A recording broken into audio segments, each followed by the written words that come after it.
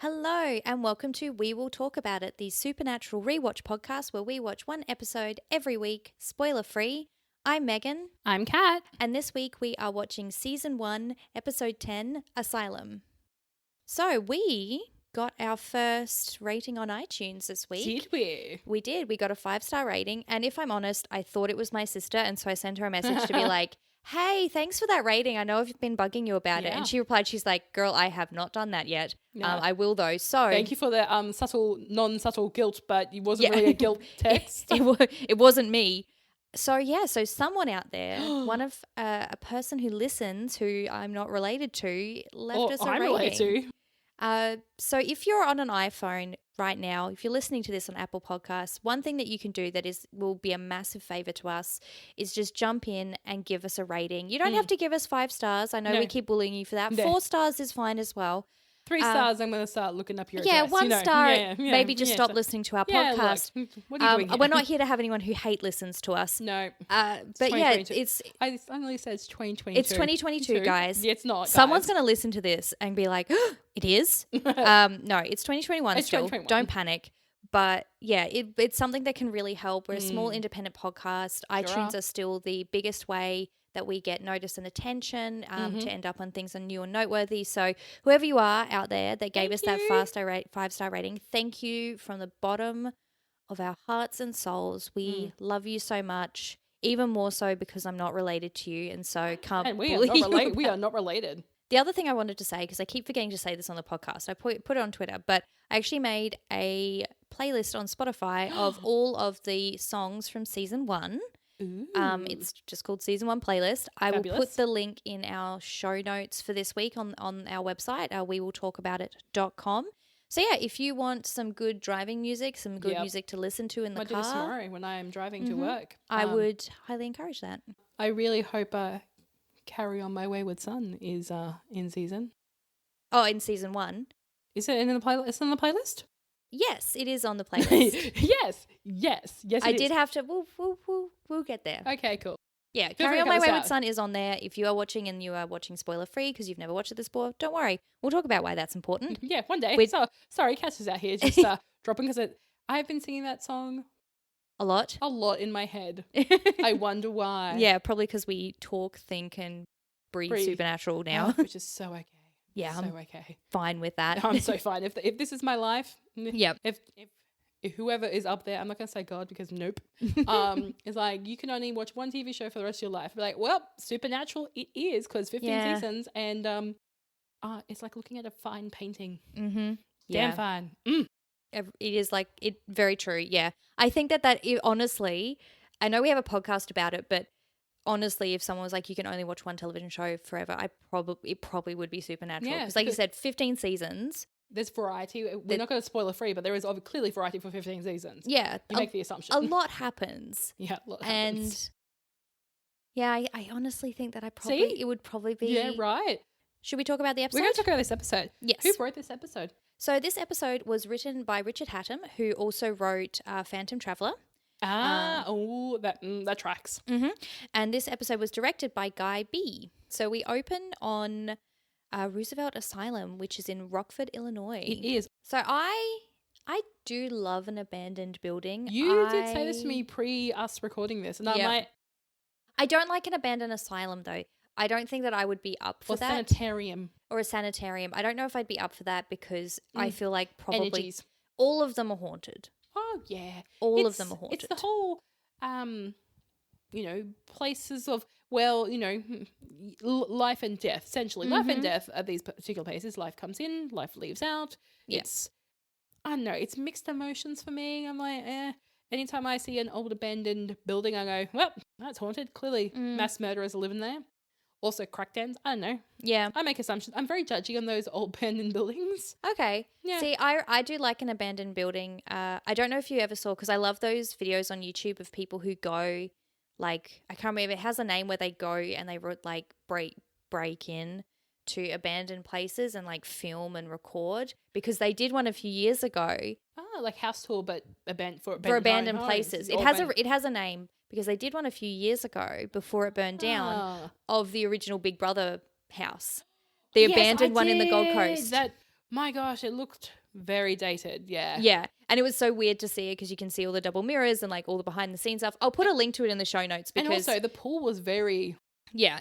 Oh boy, there's some bacteria in there. I love that idea of like breaking into abandoned places. But yeah, I don't know how I feel about asylums because I think we can all agree that the treatment of people in mental health institutions was not great up until kind of pretty much now. And even still, I'm pretty sure there's some places out there questionable. Absolutely. Yeah. I wouldn't say that they're all now pillars of the community. Also, growing up and traveling around Australia and seeing abandoned buildings, I always just got, when you're traveling from a town to town and you're in the back skirts and you just see these random, especially in Australia, you see a lot of, I wouldn't say abandoned buildings, but like run down places in just a field, and there's development around the field. I don't know. It's like ding. It's like Deliverance. I don't know. I just get really bad vibes, and I've only been in one abandoned building.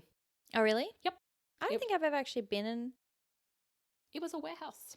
Oh, see, that is pretty creepy. It was freaking weird. I'm trying to think if I've ever actually been in a properly abandoned building. The boy I was dating. Well, I mean, we didn't related to this episode. It checks out, but we didn't do anything dirty in there because ew. But no, it was hey, I know of this really cool place I could take you that will scare you, and me being like, no, nothing scares me. I'm a 19-year-old. You ain't got nothing on me. We should actually talk about the episode. Yes, we should. So we open up. Yeah, sorry, we got distracted. We got so distracted. So we rock up to Roosevelt Asylum, and it's implied that someone is breaking in. We see some bolt cutters and they're cutting some chains.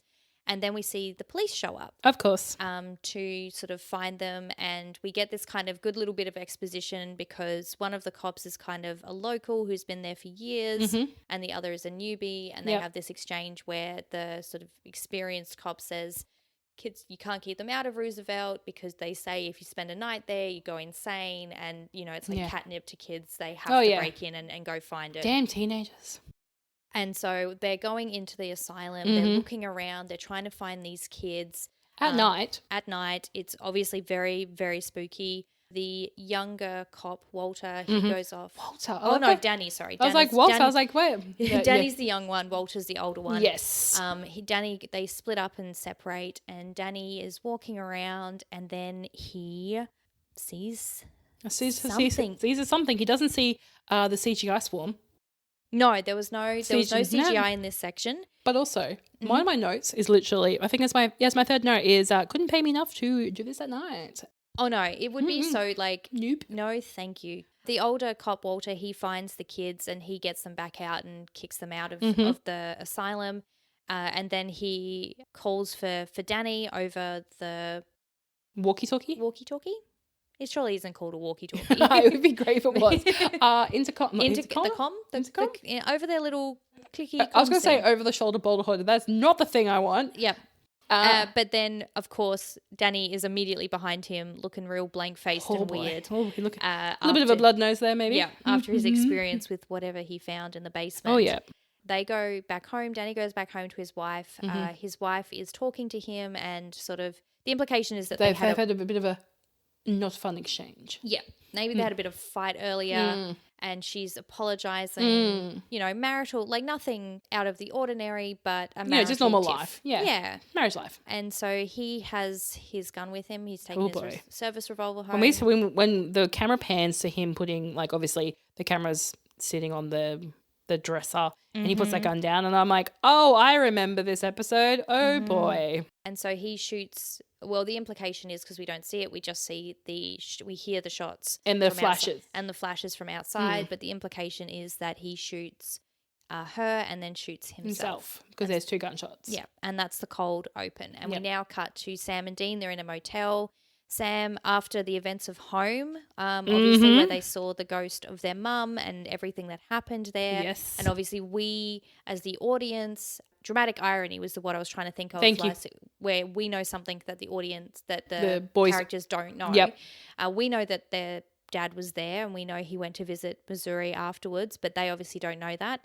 So Sam's calling around trying to get some leads on their dad, but not getting any luck. And Dean is like, look, there's nothing in his journal. If he doesn't want to be found, then he doesn't want to be found. Yep. Like, that's the reality of it. And then something mysterious happens in terms of how phones worked in 2006. Or 2005 when 2005 when this was recorded. But yeah. But still, I mean, this is I had a Nokia 3310. I think everybody had one. Or what was the 332 something? The like blue one, the small one. Yeah, the one I showed you that I had. Yes. I definitely text people a lot. Like texting was just starting to become a thing that we all did. Mm-hmm.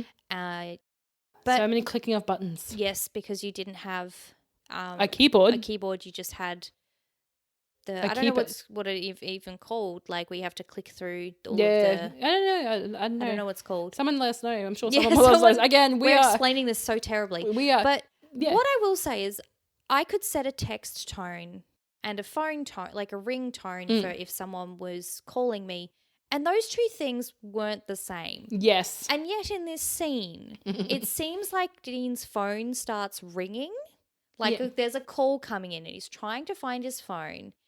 And he picks it up and there's no one there, but there is a text message. Now, if you're calling someone and then you hang up, and particularly obviously back in the day when you don't have a keyboard, you had whatever the thing was that you had to like tick, tick, tick, tick, tick through all of the different options. Oh, gosh, yes. You couldn't have. So his phone was ringing that there was a text message. I'm picking up what you're saying. Like it. Yeah. It's almost like he's customized the ringtone for the message tone, but we all know our phone who lived through that period. Yeah. That's not how phones worked. No, it was like you had 3 sounds, and it was if you had a Nokia, it was the yeah. Or you could like download ringtones from the internet. You could go program it and you'd be able to like. I had Toxic by Britney Spears. Oh, yes. But picture it, because it was like do do do do do do do do. It wasn't actually good. No, because it wasn't. I was going to say monotone, but no, I don't know what it is. Mono something. Look at us. We are really trying to explain technology here. Yeah, tonight. we are. Thank God this isn't a technology podcast. Oh God, could you? I mean, don't imagine. But don't could you imagine us trying to no explain technology? So baffling technology as always. But they've received a text, presumably from Dad, or they believe it's from Dad, and he's got coordinates. Yeah, and the coordinates are for Illinois or Rockford, and for the asylum that we were just in the cold open. Dad wants them to do a job.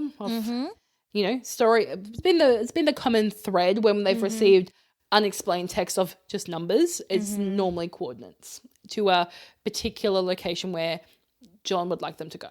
Yeah, exactly. So there's been this running thread throughout the whole season of if John says jump, Dean asks how high. Yeah. And Sam doesn't really... A little bit of rebellion. Or just more like question why we should just jumping. Why are we jumping?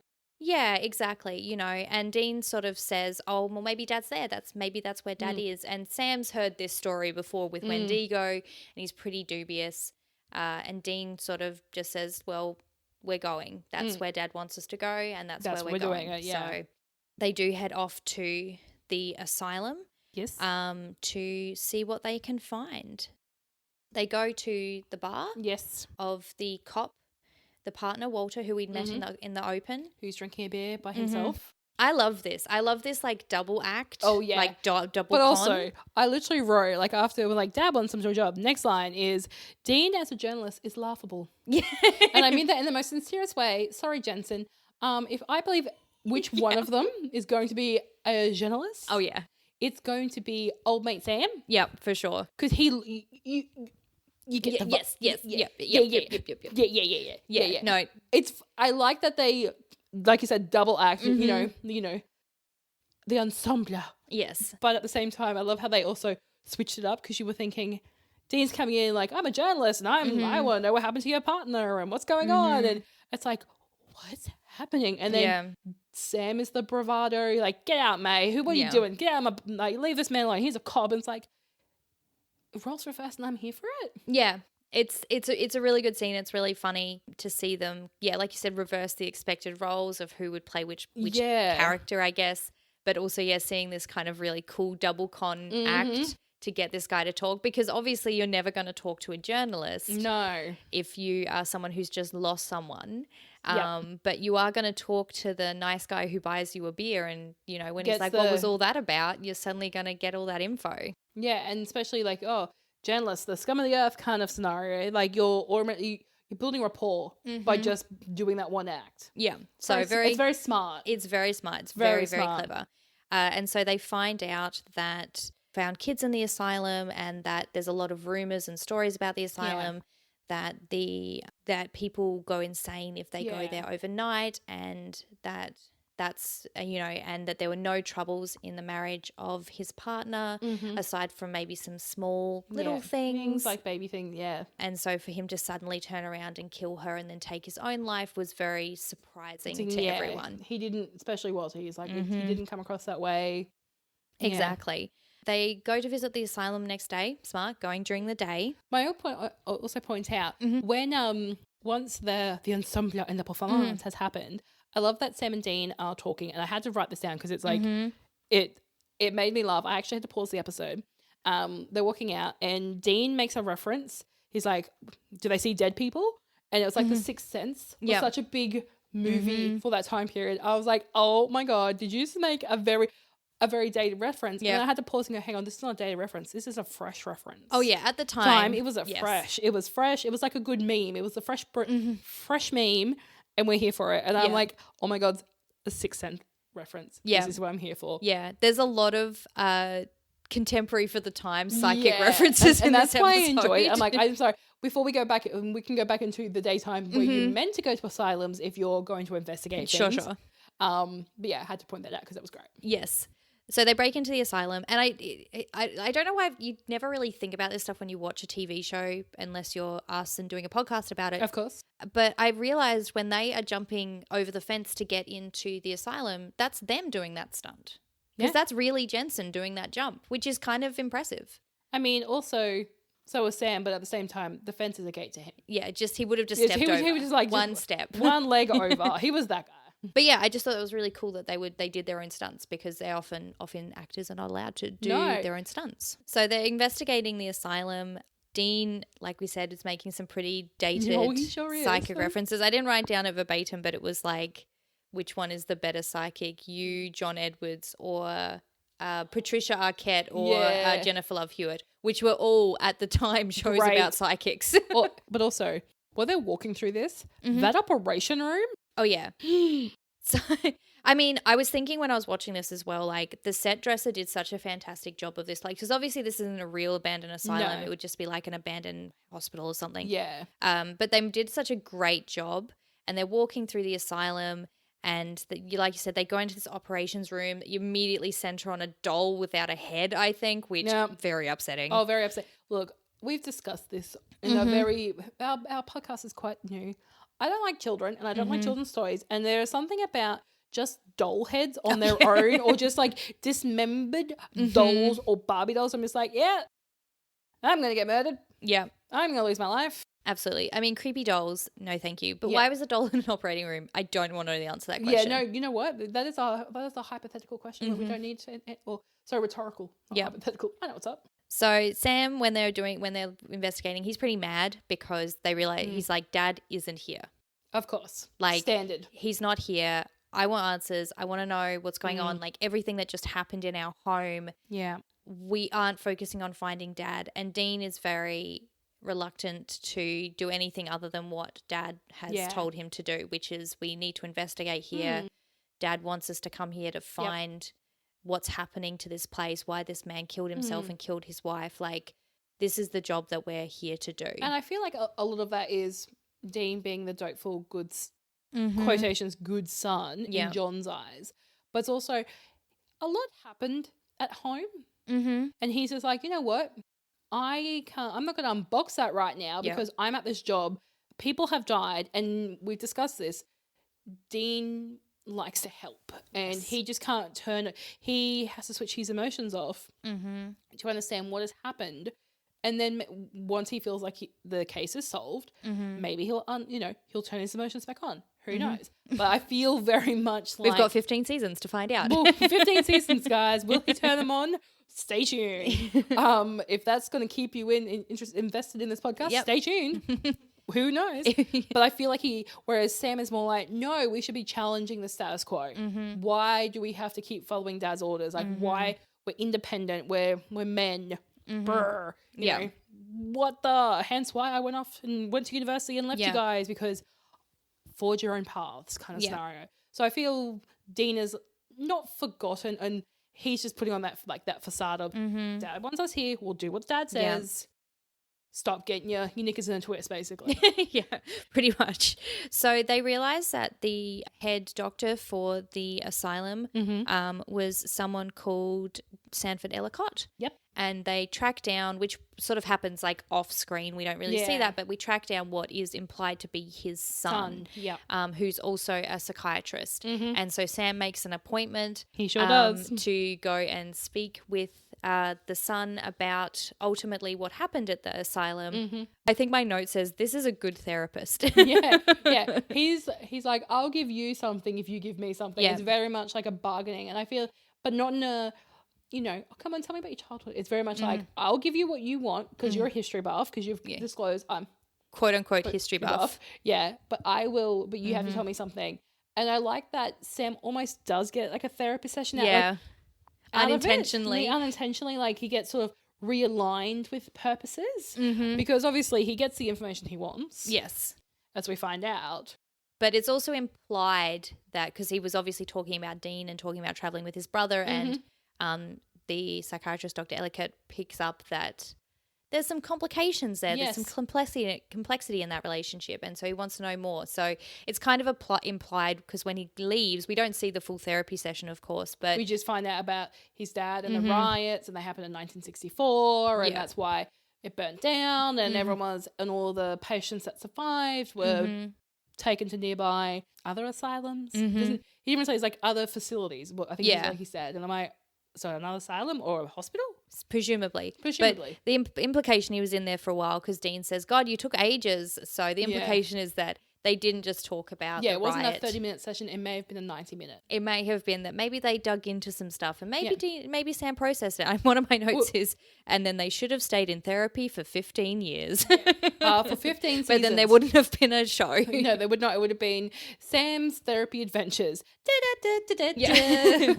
So they realised that Sanford Ellicott, so the doctor, the patients rioted, but his body was never found. And so his body was, they think, maybe stuffed somewhere in the asylum, which obviously is a really great way to get a ghost. Yeah, great way to get a vengeful, potential possessy revenge ghost. Yes. So we cut back. We're now back at night, and we've got a young couple. Shaking my head. Going in. Gavin, the boyfriend, is wanting to have a bit of an adventure.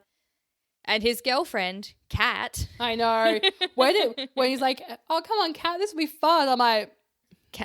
this cat will never set foot in a haunted asylum. No. My nose is firmly snobby and pointed in the air right now of like, fuck no. Yeah. Unsubscribing. The cat, though, in this episode, she's with Gavin, her boyfriend, and they're going investigating.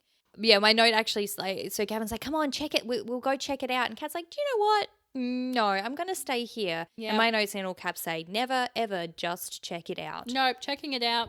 Bad call. Look, anytime someone's like, come on, you want to check it out? And you're just like, if your gut's saying maybe not, roll with your gut, man. Yep. Roll with whatever intuition you've got floating in your body, be it your gut, be it your boob, be it your ear. I don't care where it's coming from.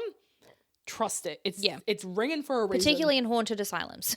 At night. With a guy who's like, let's have fun. It's just a bit of a lull. No, it's not a bit of a lull. No.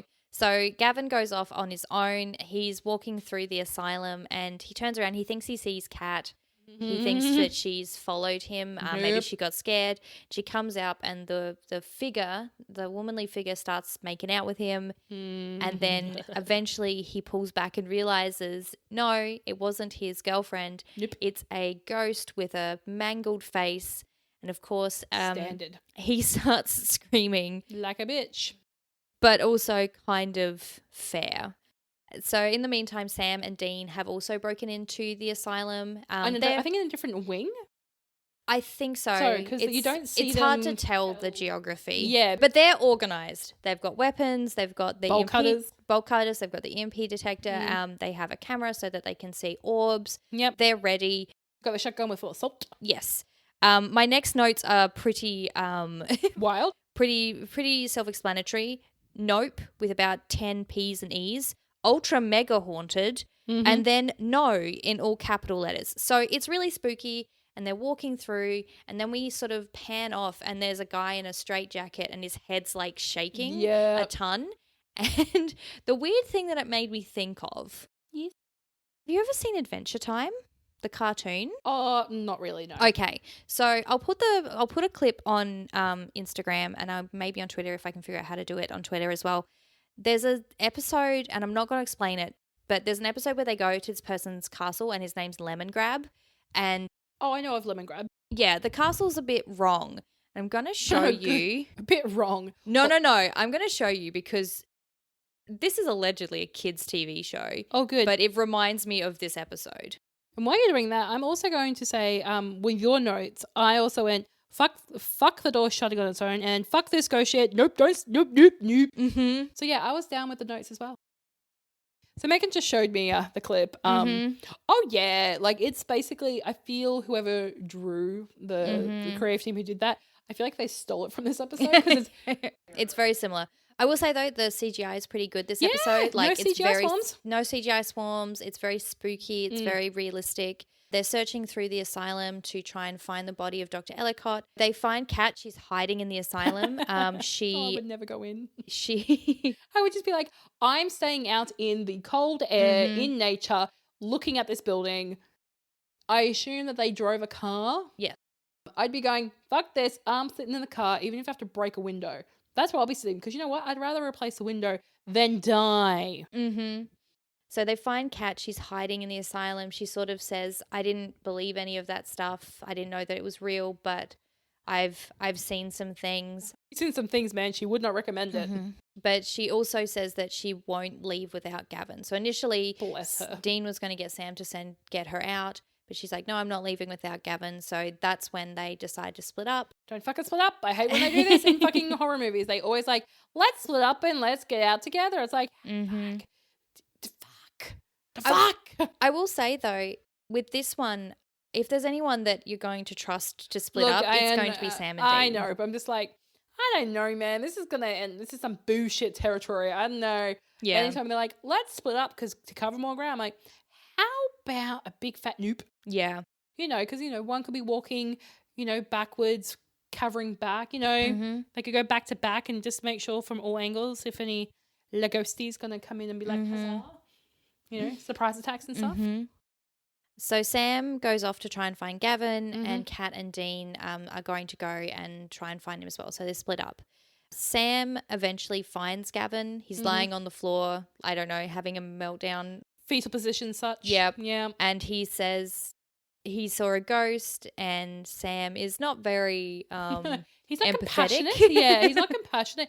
Absolutely. And so Gavin explains that the ghost kissed him and tried to whisper something to him. And Sam's like, well, it could be much worse. And he's like, I do not see how it could be worse than being kissed by a ghost. You know, he was not kissed by a rose, to quote Seal. He was not kissed by a rose. In the meantime, Dean and Kat are also trying to find Gavin. And I really like how sassy Dean is when he's like, you know how in ghost movie, like horror movies, where you're like, God, why are they going in there? Next time, listen to them. Kat gets pulled into a room. She sure does. She feels an arm. She's like, very, stop. Very quickly, my point out. That was a really good scene. I loved how it's so like a swift, clean movement. It was like almost she gets like whipped around and pulled into the room. Yeah, and slam door. Yeah, and so now she's trapped in the room with someone. With a one patient. Of the, we with, fear. Yeah, it's a patient. And he's coming closer and closer, and she's screaming, and Dean's trying to get her out. It's very sketchy, cutting in and out. And then Sam and Gavin runs up. And Sam's figured it out. He's a smart cookie. He's worked it out. Yeah. And he tells Kat that she has to look at the ghost. Yeah. And she has to hear what they have to say because they're not trying to hurt them. They're trying to tell them something. They're trying to communicate. Yeah. And I don't know what the ghost that was making out with Gavin that was trying to say. I'm horny. I think give it a fresh meat. I mean, if you'd been dead for a bunch of years and some cute guy walked in, you'd be like, this is me as a ghost. Yeah, it's just like, this would be you as a ghost. This would be me as a ghost. Be like, excuse me, Dean? Sorry. Hi, ghost. Can we just really quickly make out? And then I'll tell you my ghosty secrets. Thanks. Cat looks at the ghost. Mm-hmm. He whispers in her ear, and then the door opens and he lets her out. Yeah. So she reveals the ghost said 137. That's what he said to her. And they work out that that's obviously a room number. Yeah. So Sam, I know you're not going to like this, but Sam goes to take Kat and Gavin and get them out. Yes. They're civilians. They don't belong here. And Dean is going to... Get the fuck out of their job. Yeah. Dean is going to go to 137 and see what he can find. As they're walking back to try and get out, Kat's sort of asking, like, how do you know about this stuff? Like, what's going on? He's like, well, she's it's kind of... I get this. Yeah. And he says, well, it's kind of our job. And she's like, who would want this as a job? Yeah. But then she also asks if Dean is his boss. And this is playing into this whole thing, this episode of Dean is in charge, quote unquote. Sam doesn't like the energies, what's happening, and the fact that they're there, and that they're obviously their dad isn't there, but we're still obeying his orders. So this really, you can sort of tell that this rubs Sam the wrong way. Oh yeah, it's like when you pat a cat the wrong way. No one appreciates it. He's got his hackles up. Sure does. Dean, in the meantime, is at 137, room 137. He's digging around and he finds some creepy, disturbing old patient files. And see, this is the thing where I would go into an abandoned hospital or something. Oh, for the interesting files. Let me read the patient files. Like, I would make if we were in the supernatural world, I would be an amazing researcher. I would be like, you and I together would give me all the creepy old papers. That's what I would do. I wouldn't go into danger, but I would be a great researcher. Oh, yeah. We will be in our very fancy office. You send me those files, boys. Yes. Bring them in. Yeah, yep. We'll piece together some puzzles. Yes, we'll be like the secretary in Ghostbusters, Janine. Yeah. We'll have big fly sunglasses, like glasses on. I'll have pen behind my ear. I'll have a cigarette in one hand. I don't even smoke, but obviously I'll start. Oh, yeah. We'll be there to be your researchers. Yeah, that's obviously. Right. And we'll have the international roast coffee in a cup kind of scenario that's cold, that still has a lipstick stain, half drunk. It's cold because we're heavily into our research. Yes, exactly. Yeah. Anyway, so Sam realizes that they can't get out of the asylum, that something is keeping them there. Yeah. And then he gets a call. He thinks it's from Dean. It's crackly. He says he's down in the basement, that it's coming straight towards him. And so Sam's like, I have to go help him. You guys have to stay here. Yep. Does anyone know how to use a gun? I love this scene. I love this too. I love this gender flip. Yeah. That Gavin is the damsel in distress. Yep. And that Kat is the capable one who's like, yeah, I can handle a gun. Like, I really appreciate just this little bit of a twist. Gavin being shocked, like, what? Yeah. Gavin being like, she's like, yeah, my brother showed me how to use a gun. So Sam goes into the basement alone, which I agree in this case is a bad decision. Sam gets attacked by Dr. Ellicott, who says he's going to make you all better. Which is always standard 2000s. You know, at a hospital, asylum, sanitarium, you name it. It's always the doctors always go, the doctor's ready to see you now. It's like, no. Well, and the fingers going into the skull. Dean, in the meantime, has headed back up. This is great. And Kat sees him, and then, well, firstly, before he rocks up, she turns to Gavin and says, Gavin, and he comes up to really, like, earnestly, like, yes. And she says, if we get out of this, we're so breaking up. Yes, girl, this guy is not worth your time. No, you know why? Because, and how you've got to that place is that you're in an abandoned asylum that's fucking haunted. You know that ghosts are real. You're holding a shotgun full of fucking salt fucking bullets. Like, you've made some wrong turns. It's choose your own adventure. You're going to choose the next steps of get this homeboy at your face. Absolutely.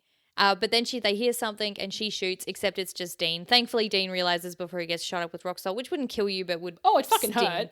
And he asks where Sam is and why they haven't left. Like, whoa. Like how he's just like, whoa, let's not shoot ghosts, not me. And I love that he's just like really angry. I'm like, but mate, I don't think he realized at first who actually shot the gun. Yeah. Oh, sorry, shot the gun.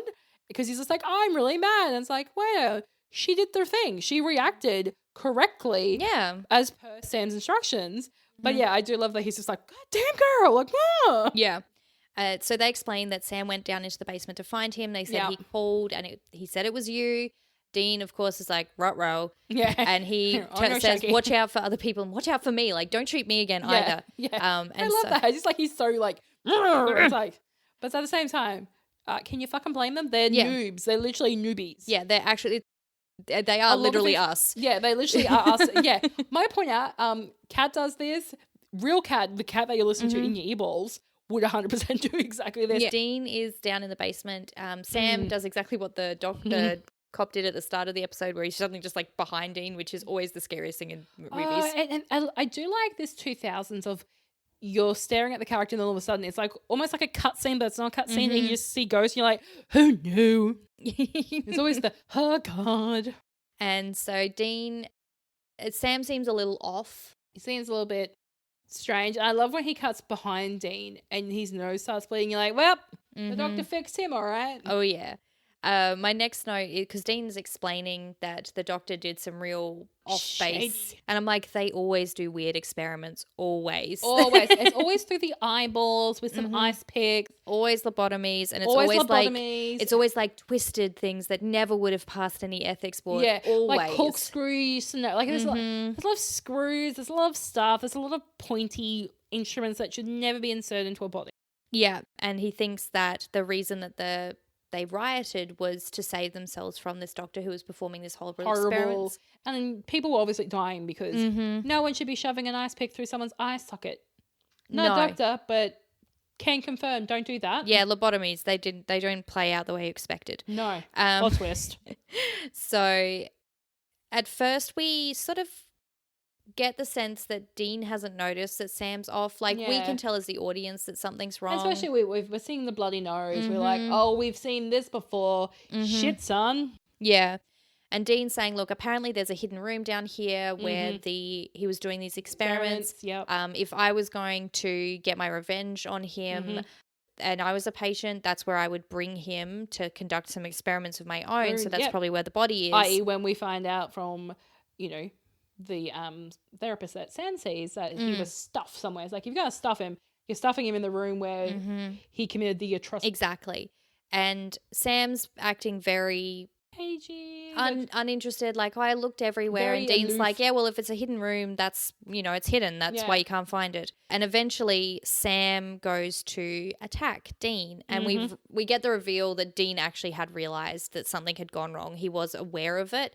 And he was just trying to find this hidden room so that they could find the body and burn it. Yeah. Him and Sam have a fight. Sure do. Which ends with, because Sam shoots him with rock salt. He sure does. And he sort of gets blasted through into this hidden room.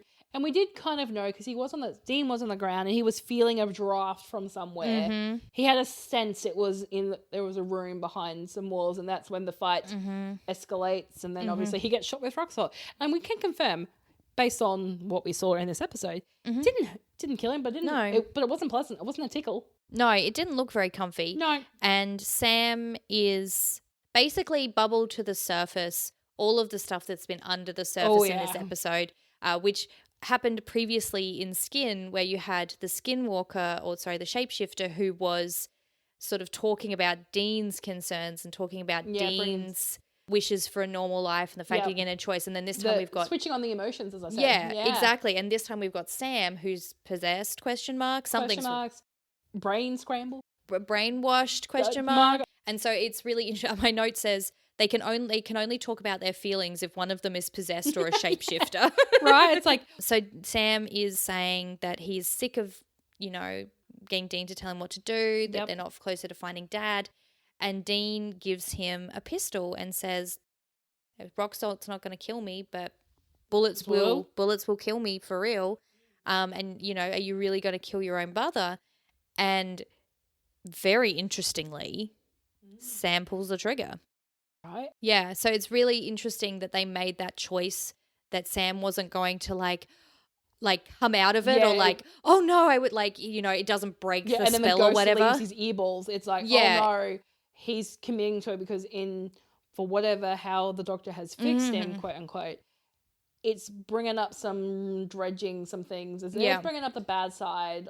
Yeah, it's bringing all this stuff to the surface. No. But thankfully, Dean is smart enough to have unloaded the pistol before he gave it to him. So he then knocks Sam out. Yeah, he sure does. He finds the body of Dr. Ellicott. Of course, Dr. Ellicott starts to attack him the second he starts to try and burn the bones. Also, I love that he's in like a slidey, like a cabinet, but it's got a slide door, and he's just like bunched in. It's like, how tiny were you before you died?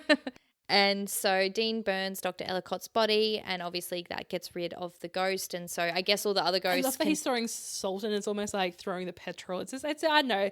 There was something about it. He was just like, normally, like in previous when he's done that, it seemed, I don't know, some more symbolic, more like, you know, like a ritual. And he's just like, fuck you, mate. You're a horrible asshole. Yeah. Nope. You're getting a rush job. Mm-hmm.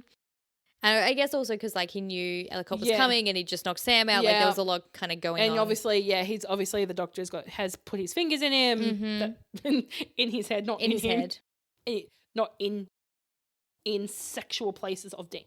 No, had to clarify. No. I mean, brains are sexy, but not when you've got a. I was going to say stop now. I'm just going to stop now. No, okay, I'm so sorry. Oh boy. I was trying to dig myself out of that hole. Sometimes I just let you go, and this time I was like, this is going nowhere good. Yep. I literally said, snake, and I was like, there's no sex involved. What's going on? This is roll it back up. Back. But once he destroyed the body, Sam is fine. Yep. He has been released from the possession or whatever. But he does remember what he said. Mm-hmm. Like in Skin.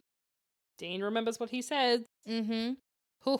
And so obviously they get Cav and Gavin out, tell them to behave themselves in the future, and they go off. Do they break up? Undetermined. Who knows? But Sam apologizes for what he said. He's like, I said it, but I didn't mean it. And Dean's a bit like, sure. I love that Dean's just, the look in his eyes was just like, oh, really? Because he had a similar scenario, interaction in Skins, like a couple episodes previously. So I wonder if that played into his head a little bit, like, well, I said what I said. Or I said what I said. The shapeshifter said what I think. And it's very same scenario, and I'm wondering if he's not giving him a leeway because he's like, well, there's got to be every lie, the old tale of every lie has a truth. Starts off with a truth. Every truth, yes. Yeah. So can we talk up to like one big win that I actually didn't fuck up a phrase? Sure, I'll give you 1 point. Yes. 1 point for that. But I do appreciate that Sam says, hey, do we need to talk about this? Like, he doesn't just let it go. And Dean's like, no, what I need is sleep, please. And fair, but also don't. Again, Dean has got that emotions tap real tight turned off. Yeah. He's done. Yes. He just wants some sleep. And so we cut now to the motel. Yep. They're both fast asleep. And the phone rings. Sure does. And Dean, true to fashion, out like a motherfucking light. I don't know how people sleep like this. How they've hunted ghosts all night probably. I mean, I don't know. Do you know if people like who just can fall asleep within an instant and then I hate them. Yeah. Do you know who that is? That's the person I'm partnered with. 30 seconds, out like a light. Things could be burning behind him, and he's just like, well, I'm just going to... He's very much Dean in that scenario where he's just like, I'm out. I'm going to go for a sleep. I'm like, it's okay. I'll listen to the screaming neighbors, or I'll listen to, the crazy, insane party across the road. I'll do that. Yeah, and I sit there with, bloodshot eyes staring at the ceiling. It's great. Because just to top it off, just to add to why I can't sleep, that's the times where Joel snores extra loud. I know, it's great. It just, it warms the cockles of my heart. But Sam answers the phone. But you're correct in what you said. You correct yourself. He opened the phone because he opened the phone because it was a flip phone. I'm going to keep referring to these damn flip phones. And it's Dad on the other end of the phone. And I love that he's just like, Dad? Yeah. It's like, and that's the end of the episode. That's it. Credits, which I think is such a fantastic way to end the episode. Oh yeah, because otherwise you can't unpack that damn drama. No, you need another episode to do that. You did remind me of something though, which is that we need to start a drinking game for stuff we say on this podcast. Oh yes. Someone mentioned on Instagram, we should drink every time you say fuck or motherfucker. I don't think we can do it every time you say fuck because we'll be absolutely wasted. But I think, if we want to start a drinking game, definitely every time you say motherfucker, because I think that's enough. Yeah, in an fuck episode. No, because everyone will get drunk too quickly. Also, I do say plot twist a lot, and you say moxie a lot. I say moxie a lot, and sure. If you say when you're like, oh yeah, when I go sure, yes. Yep, I definitely agree with that. So, I think every time I'm thirsty, for one of the characters on the show, I think that as well, because it's not like it's the whole episode. It's maybe once an episode or twice. Or that one time I found Dean attractive. Yeah, I'm sure there'll be other times. No, undetermined. I mean, granted, I was surprised I was turned on by him.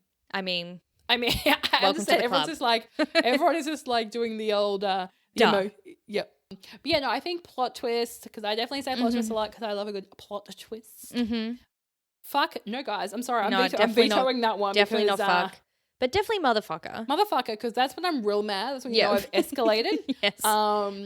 But plot twist, motherfucker. When I say sure. Sure. Yes. Because you guys can't see the face that I give Kat when I do that. It's very much where are you going with this? Because it happens a lot. So I feel like but it happens enough where it's like fun, but not like you're not gonna end up in the hospital for blood poisoning. Yes. Wait.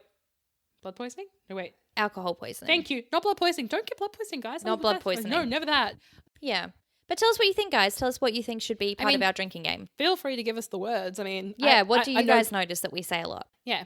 But yeah, that was the episode. That was the episode. Thank you. It was a good episode. Yeah, that was fun. I enjoyed watching that. This episode, actually, the first time I saw it when I was 17, scared the literal shit out of me. Oh, look. It was so scary. Yeah. Because it's such a real horror episode. Yeah, Thank you so much for listening. Remember to rate us, particularly on iTunes. If you are listening on a iDevice currently, after you finish listening to us, please just jump and give us a rating. Please do. It really helps. You can follow us on Instagram at We Will Talk About It Pod, on Twitter at We Will Talk Pod.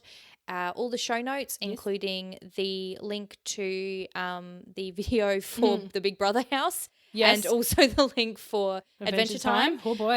Will both be on our website at wewilltalkaboutit.com. But in the meantime, stay safe and stay the fuck out of abandoned asylums. Motherfuckers. Bye. Bye.